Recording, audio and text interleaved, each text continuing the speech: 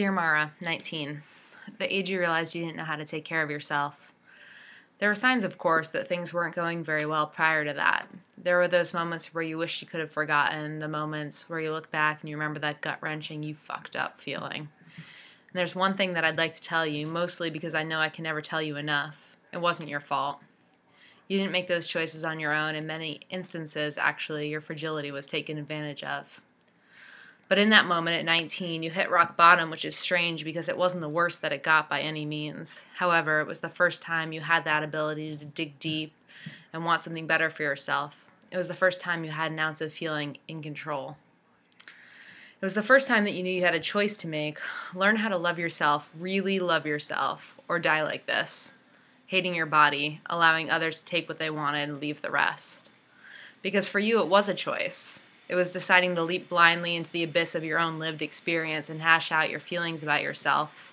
And it started slowly, painfully, awkwardly. It started as a sort of fake it till you make it assignment, and you felt it couldn't possibly work. It continued when you decided to write down everything that had ever happened to you.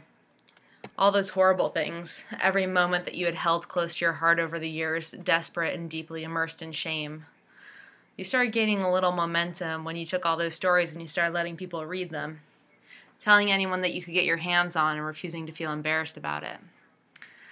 After all, you had been trying your best. It wasn't your fault. The system was set up for you to feel badly about the body that you were given, and then the sheer act of feeling badly translated into the accumulation of pounds of protection against those bad feelings.